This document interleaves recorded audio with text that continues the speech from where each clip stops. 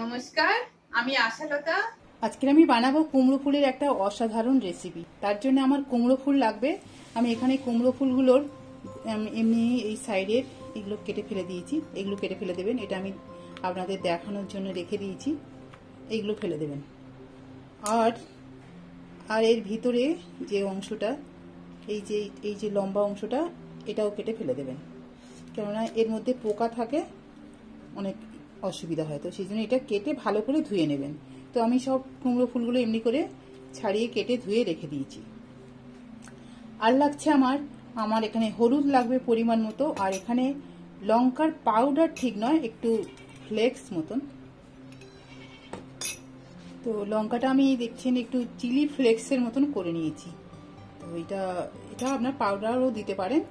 আর লাগছে আমার চিংড়ি লাগবে। চিংড়ি আমি এখানে 10-15টা চিংড়ি নিয়েছি। আর বেসন লাগছে, পরিমাণ মতন বেসন লাগবে।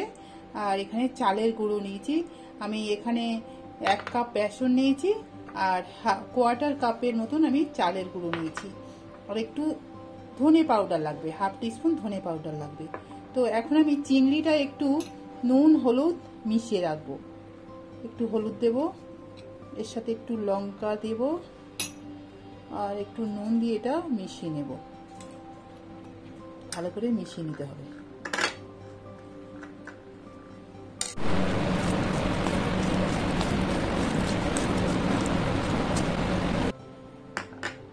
আর এখন আমি বেসনের মধ্যে সব মশলাগুলো দিয়ে মিশিয়ে নেব। দিয়ে দেবো একটু হলুদ, দেব অল্প একটু, দেব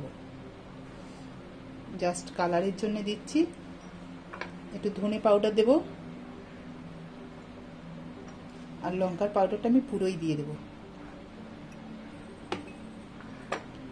চালের গুঁড়োটাও দিয়ে দেব। এটা খুব ভালো করে আমি মিশিয়ে নেব। এটা অল্প অল্প জল দিয়ে আমি একটা ব্যাটার তৈরি করে নেব। অল্প অল্প দেব, একসাথে বেশি দেব না। একটু মোটা মতন করব, বেশি পাতলা করব না। এটা 10 মিনিট রেখে দেব। হয়ে গেছে আমার ব্যাটারটা মেশানো। এবারে আমি চিংড়িগুলো কুমড়ো ফুলের ভিতরে দিয়ে দেব। এটা এক সাইডে রেখে দেব। এর ভিতরে আমি চিংড়িগুলো দিয়ে দেব, দিয়ে বন্ধ করে দেব। আর ব্যাটারের মধ্যে দেব এমনি করে। এবার ভেজে নেব। দারুণ খেতে, খুবই মজা লাগবে। এটা একটু সাবধানে ভাজতে হবে। তো চলুন এখন এটা ফ্রাই করে নেব। তেল আমার গরম হয়ে গেছে। এবার আমি এগুলো আস্তে আস্তে ভেজে নেব।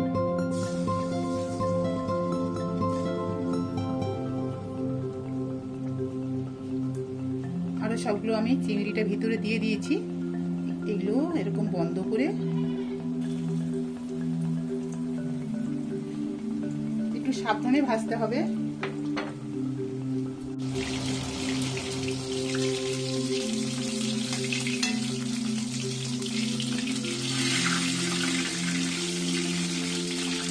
গ্যাসটা এই সময় একদম মিডিয়াম হিটে রাখতে হবে, তাহলে এটা খুব মুচমুচে হবে।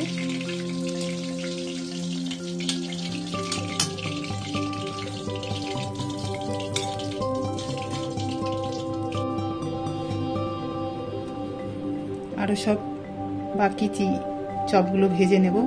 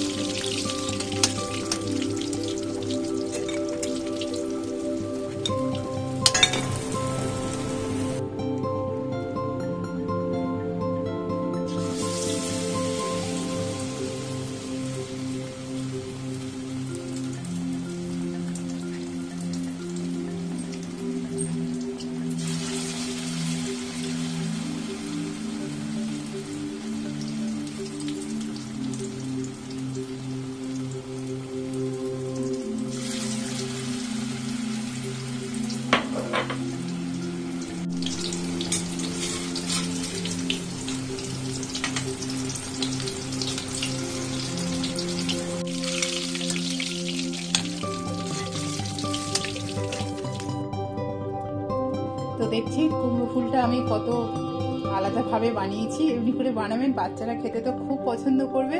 তো আমার রেসিপিটা কেমন লাগলো আপনারা জানাতে কিন্তু ভুলবেন না। যদি ভালো লাগে তো একটা লাইক করে দেবেন।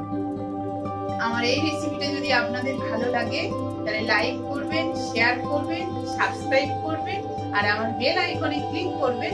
তাহলে নতুন নতুন ভিডিওর সাথে আপনারা আপডেট থাকতে পারবেন। নমস্কার।